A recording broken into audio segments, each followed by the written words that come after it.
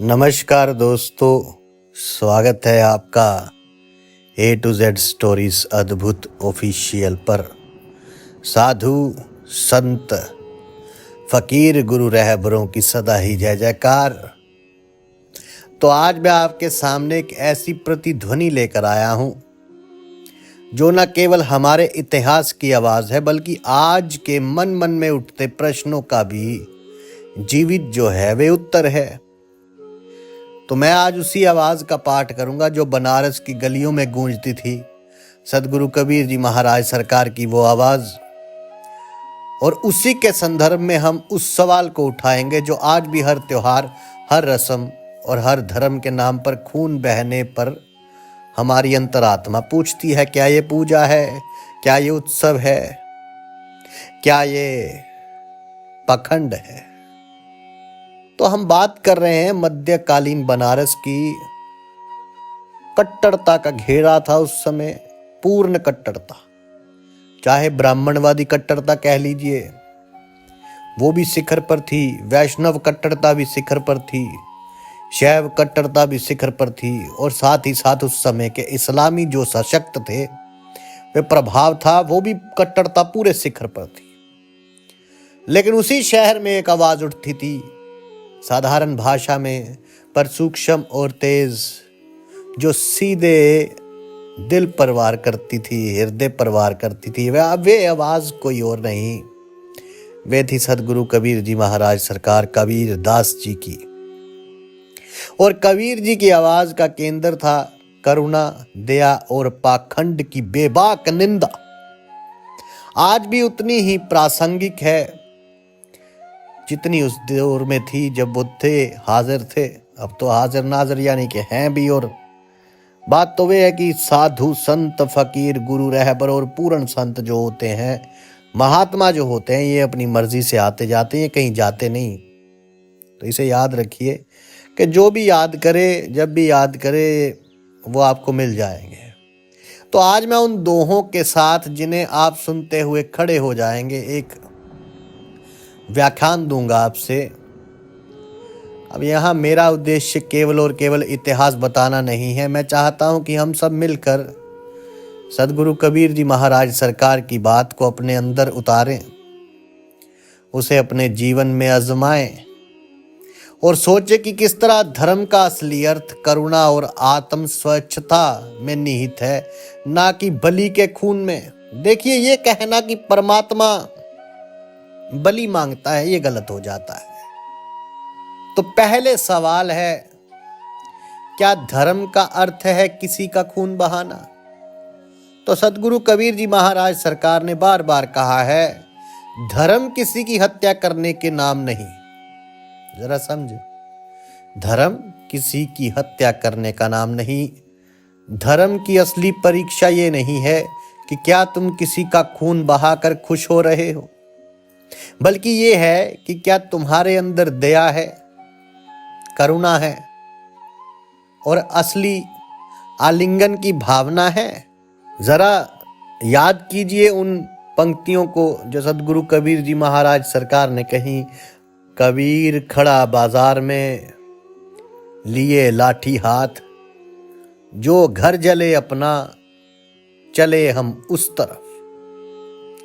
ये दोहा बताता है कि सदगुरु कबीर जी ने केवल दर्शक ना थे, वे प्रतीक के रूप में बाजार में खड़े थे, हाथ में लाठी लिए। इसका तात्पर्य ये है कि सत्य बोलने में, पाखंड उजागर करने में और अन्याय के खिलाफ खड़े होने में उन्होंने कायरता कभी नहीं दिखाई, जो कि आजकल के जो हैं बहुत से सो कोल्ड जो अपना नाम संत रख लेते हैं, महात्मा रख लेते हैं, वो दिखाते हैं। जब धर्म का नाम लेकर किसी निर्दोष का वध किया जाता है तो वे धर्म नहीं अधर्म हो जाता है। तो कबीर साहब जो हैं, उन्होंने इसे सहन नहीं किया।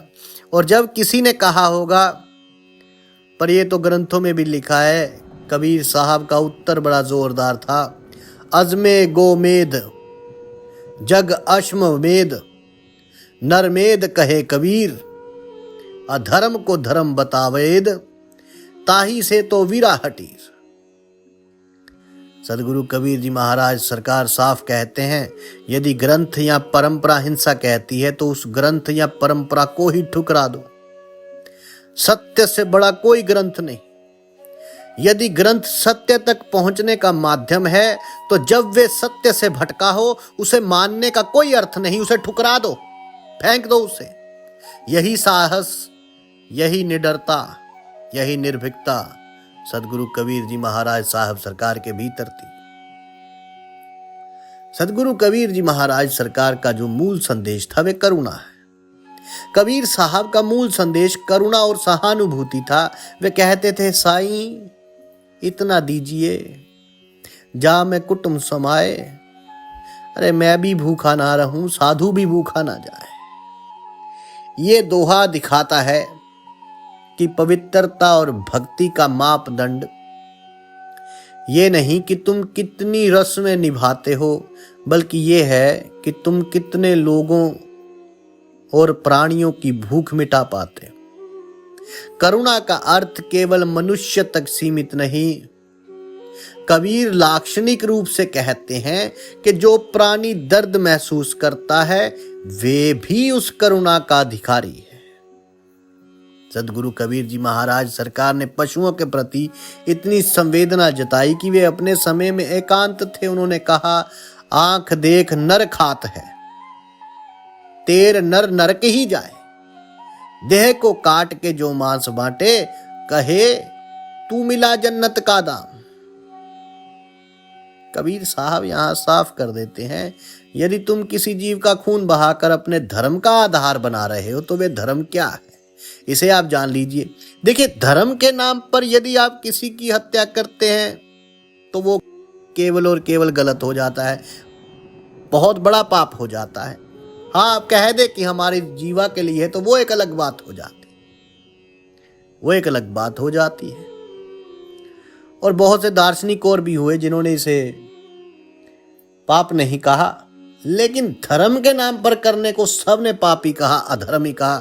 यदि आप रामकृष्ण परमहंस जी की बात करें तो वो तो खाते थे, लेकिन उन्होंने इसे धर्म के साथ नहीं जोड़ा। तो ये बात जो है इसे समझना होगा। सदगुरु कबीर जी महाराज साहब सरकार यहां साफ कर देते हैं, यदि तुम किसी जीव का खून बहाकर अपने धर्म का आधार बना रहे हो तो वे धर्म क्या है? क्या तुम्हारे हाथों का रक्त तुमको पवित्र बना सकता है? कबीर साहब ने कहा, असली कुर्बानी तो अपने भीतर के क्रोध की है, द्वैत की है, लालच और हिंसा के साथ है। तुम्हें उन स्वभावों की कुर्बानी देनी चाहिए जो तुम्हारे भीतर बैठे हैं और तुमसे बुरे कर्म करवाते हैं। लेकिन यहां पर तुम लगे हो किसी की बलि देने, और वो भी धर्म के नाम पर। तो ये जो है ये अधर्म हो जाता है, बिल्कुल गलत हो जाता है। धर्म के नाम पर ऐसा मत कीजिए। बलि देनी है तो अपने भीतर के काम, क्रोध, लोभ, मोह, अहंकार की दीजिए। और जैसे पहले भी कहा कि रामकृष्ण परमहंस खाते थे, तो सब दार्शनिक जो थे वो ये भी कहते हैं कि जहां वो पहुंच सकते थे उतनी गहराई तक वो नहीं पहुंच पाए होंगे, ये तो पक्का कह दिया। हालांकि वो बहुत उच्च कोटि के संत हुए, महात्मा हुए, लेकिन वहां जो गहराई तक पहुंच सकते थे, यदि वो ये नहीं करते तो नहीं पहुंच। लेकिन इसको पाप और पुण्य में किसी ने भी नहीं गिना। लेकिन धर्म के नाम पर जब कोई करता है, कोई कहता है बलि दो जन्नत मिलेगी, तो ये बेवकूफी है, इससे बढ़कर और कुछ नहीं। कबीर साहब ने बार बार परंपरा के नाम पर हो रहे पाखंडों की निंदा की। उन्होंने कहा, पोथी पढ़ पढ़ जगमुआ, पंडित भया न कोए, ढाई आखर प्रेम का पढ़े सो पंडित होए। ये दोहा हमें बताता है कि किताबी ज्ञान स्वयं में मूल्य नहीं। यदि तुम्हारे अंदर प्रेम नहीं, करुणा नहीं, समझ नहीं, तो किताबी ज्ञान का क्या लाभ? कई लोग ग्रंथ पढ़कर, परंपरा निभाकर सच्चे धर्म का दसम करते हैं, भरते हैं दसम, पर असलियत में वे पवित्रता के बहुत दूर हो जाते हैं। कबीर साहब ने यह भी कहा, बुरा जो देखन मैं चला, बुरा ना मिलया कोई, जो दिल खोजा अपना तो मुझसे बुरा ना कोई। इस पर एक पल सोचिए। धर्म का अर्थ केवल बाहरी कर्म कांड नहीं, वास्तविक धर्म तो अपने भीतर के दोषों को पहचानने और उन्हें दूर करने में। जब तक तुम खुद को नहीं बदलोगे तब तक कोई भी परंपरा तुम्हें पवित्र कभी नहीं बना सकती। अब बकरीद आ जाती है, कबीर जयंती से 4 दिन पहले। आपने ठीक ही कहा, 7 जून को बकरीद आती है और 11 जून को सदगुरु कबीर जी महाराज साहब की जयंती है। इस प्रतीकात्मक दूरी ने हमें यह सोचने पर मजबूर किया कि क्या हम सिर्फ एक दिन का विरोध करते हैं, क्या 364 दिन हमारे कोमलता सोती रहती है और केवल एक दिन धर्म की आड़ में हम नारेबाजी कर देते हैं। कबीर साहब ने इसे दिखावा कहा। उन्होंने इस दिखावे को जो है स्वीकार कभी नहीं किया। देखिए, इस बात को आप जान लीजिए, कबीर साहब ने उस वक्त भी बड़े निर्भय तरीके से, बड़े निडर तरीके से कहा था कि इस बात को जान लीजिए, मुल्ला तुझे करीम का कब आया फरमान, बता। दया भाव हृदय नहीं जिह्वा करे हैवान, कि कब तुझे तेरे ईश्वर ने फरमान भेजा था कि तू जिह्वा करेगा, तू जीव हत्या करेगा, तब तू अच्छा आदमी होगा, तब तेरा धर्म आगे बढ़ेगा। बता, वहां पर बलि दी जा रही है या कुर्बानी दी जा रही है, वो ये बोल के दी जा रही है कि ये करने से तुम्हें जन्नत मिलेगी, और ये सरकार वहां खड़े होकर कह रहे हैं जो ये काम कर रहा है उसको नरक ही मिलेगा, वो नरक में चला जाएगा। अभी वो नरक में ही है। इसीलिए तो हम सदगुरु कबीर जी साहब के जो हैं वचन गाते हैं, वो बड़े निर्भय थे, निर्डरता से उन्होंने जो है खंडन किया है हर जो पाखंड है। इसीलिए तो उनके नाम पे आज भी दुनिया जो है, रूह जो है वो खुश हो जाती है, आपकी आत्मा जो है वह बड़ी खुश होती है। वे कहते हैं अगर तुम्हारी संवेदना केवल त्योहारी दिनों में जागती है तो वे तो झूठी है। असली आध्यात्मिकता वे है जो हर दिन हर पल प्राणियों के जीवन का सम्मान करे। और जो लोग ये नारे उसी दिन लगाते हैं कि बकरा ईद क्यों कर रहे हो, बंद करो, उसको भी उन्होंने यही कहा कि भाई 364 दिन तुम्हारी आवाज कहां दबी रहती है। तो कबीर साहब की आवाज आज भी हमें चुनौती देती है। 365 दिनों का हिसाब बराबर रखो, केवल एक दिन का शोर शराबा नहीं चलने देगा। अब यहां पर 2 शब्दों की बात होती है। कबीर साहब ने इस्लामी रस्मों की भी आलोचना उसी दृढ़ता से की जिस तरह उन्होंने हिंदू कर्म कांडों की आलोचना की। वे कहते हैं जो मुख से कहे हलाल उसी से पूछेगा साहेब, जब तेरा खून बहा तब कौन हवाल। जरा समझिए, कहने का अर्थ ये नहीं कि शब्दों से धर्म सिद्ध हो जाता है। यदि तुम किसी प्राणी का जबरन वध कर रहे हो और फिर उसकी हत्या को हलाल या धर्म कहकर आत्म संतुष्टि महसूस कर रहे हो, तो कबीर साहब सरकार इसका जवाब जानते हैं। वे कहते हैं कि डायन धर्म के नाम पर किया गया वध वास्तविक धर्म के खिलाफ है। कबीर साहब की चिर परिचित विचार यह है कि असली कुर्बानी तुम अपने भीतर के दंभ, काम, क्रोध, द्वैत और अहंकार का त्याग करके करो। वे बताते हैं कहत कबीर सुनो भाई साधु, बिस्मिल गला काटे सो कौन, गुस्सा गले का काटो मियाँ कहर मारो, मियाँ कहर माने जुल्म। यहां गला काटो का अर्थ प्रतीकात्मक है। अपने क्रोध का गला काट दो, अपनी हिंसा का गला काट दो। यही सच्ची आध्यात्मिक कुर्बानी है और यही वे संदेश है जो हमें किसी भी धर्म के नाम पर जानवरों की खूनी उत्सव से कहीं अधिक महत्वपूर्ण लगता है। कबीर साहब सरकार जी महाराज बताते हैं कि मुख्य दोष द्वैत है। क्या है मुख्य दोष? द्वैत, मेरा और तेरा का मिथ्या अभिमान। वे कहते हैं दिल सुदुई निवार, सब ही रूह सुबहान की। द्वैत जो मिटे तब मिले घना करुणा की छांव। द्वैत, ये भावना कि किसी का हित अलग है और मेरा हित अलग, ये माया का ही मूल रूप है। कहते हैं सबका भला तो एक दूसरे की खैरों के सदके है, ये सूफियों ने कहा। और जो कहता है कि किसी की हित अलग है और मेरा हित अलग, ये माया का ही मूल रूप है। जब तुम इस दुई भावना को अपनाते हो तो जीवन में हिंसा और प्रताड़ना आती है कि मेरा धर्म बड़ा है, तुम्हारा धर्म छोटा है, तुम्हारा कोई और धर्म है, मेरा कोई और धर्म है। तो कबीर साहब ने इसे काटने का आदेश दिया है और यही उनका आदर्श है, समभाव और करुणा। कबीर साहब केवल सिद्धांतवादी नहीं थे, वे क्रियाशील थे। जब समाज ने ये कहा कि वे ना तो हिंदू का पूरा प्रवर्तक हैं और ना ही मुसलमानों का, तब भी सदगुरु कबीर जी महाराज सरकार साहब ने एक सच्चे साधक की तरह दोनों समुदायों की समान आलोचना की। वे कहते हैं, हिंदू के दया नहीं, तुर्क के नाही, दोनों बांधे रहेंगे 1,40 माही। तो ये जो दोहा है ये बताता है कि वे किसी विशेष मत या समुदाय के पक्ष में कभी भी नहीं थे। उनका पक्ष था करुणा और सत्य के साथ। और जब समाज दोनों ओर से गलतियां कर रहा था, उन्होंने उस समाज ने कट्टरता अपनाई, तब कबीर साहब ने निडर होकर दोनों को लताड़ा। उनकी निर्भीकता का एक और प्रमाण वे आखिरी समय था जब लोग उनकी देह पर विवाद कर रहे थे, किसका है। और कबीर साहब जी महाराज सरकार की मृत्यु के बाद भी लोग टोकरियां बांट लेने का खेल कर रहे थे। पर सदगुरु कबीर जी महाराज सरकार साहब ने जीवन भर यही कहा, मेरा आधार मेरा राम है, तुम्हारे लोक धर्म का नहीं। ना मैं हिंदू का, ना मैं मुसलमान का, मेरा आधार केवल राम है, मैं तुम्हारे धर्मों का नहीं हूं।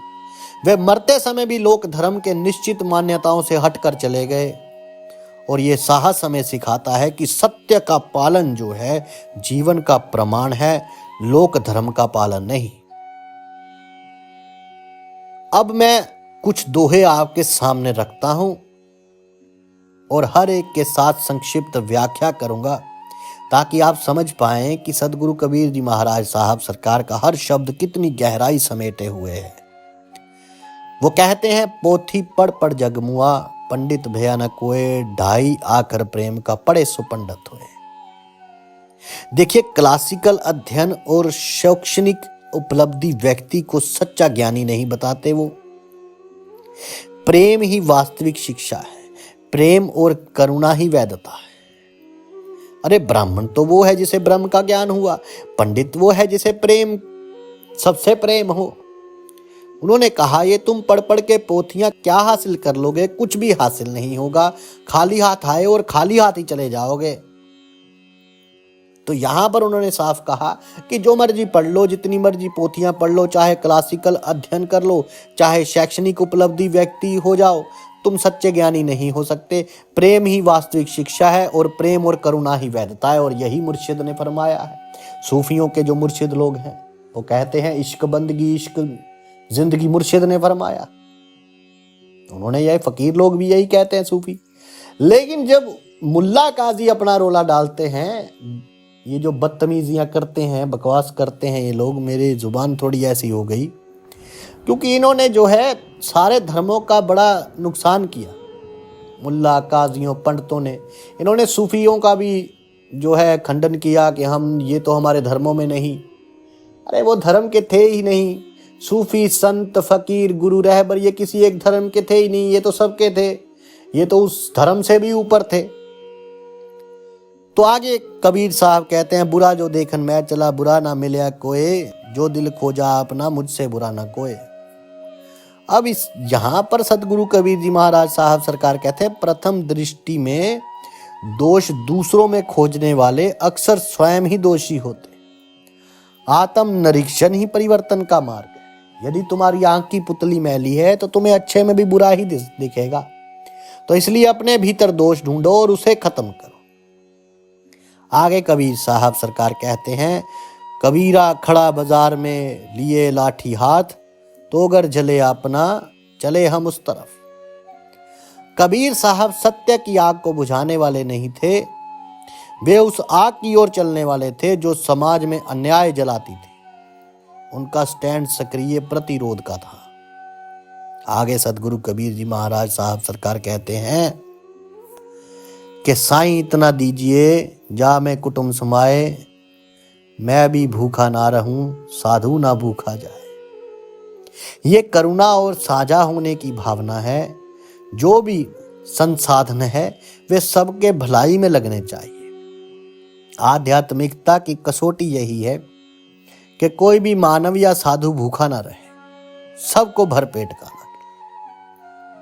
सदगुरु कबीर जी महाराज साहब कहते हैं, कहत कबीर सुनो भाई साधु, माटी कहे कुम्हार से तू क्या रोंदे मोहे, एक दिन ऐसा आएगा मैं रोन दूंगी तुझे।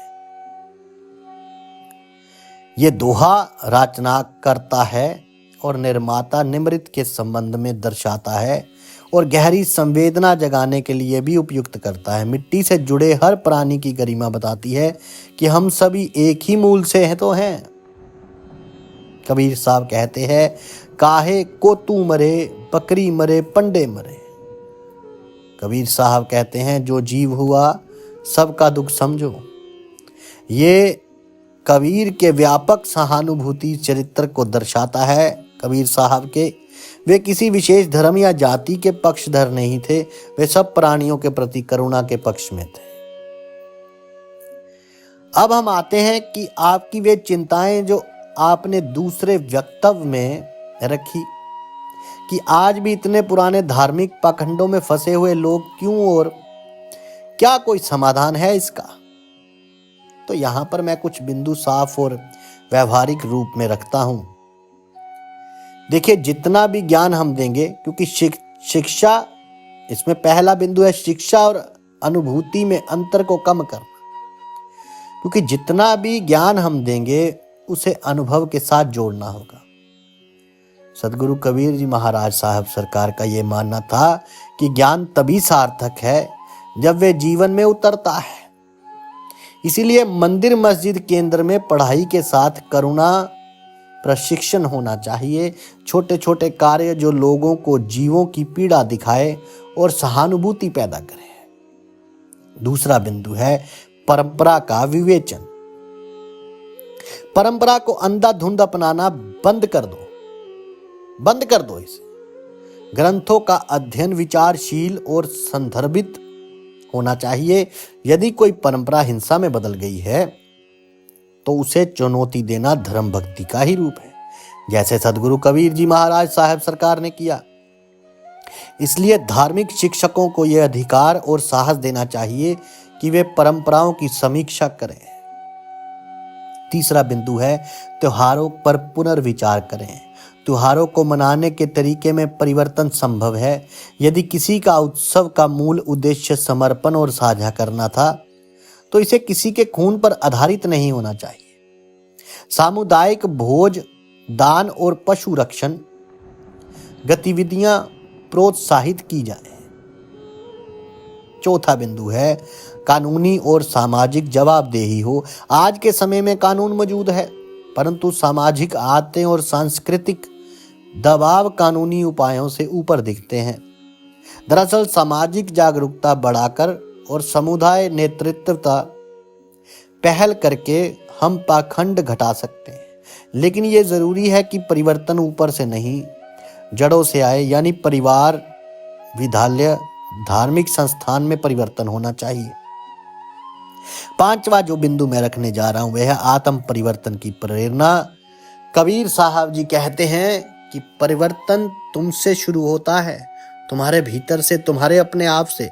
यदि हर व्यक्ति अपनी इंद्रियों और अपने हृदय की कुर्बानी कर दे, यानी क्रोध, द्वैत, लालच और हिंसा को त्याग कर दे, तो समाज तो अपने आप ही बदल जाएगा। आगे मैं आप सबसे यही कहूंगा कि कबीर साहब की आवाज जो है वो आज भी आपको बुलाती है।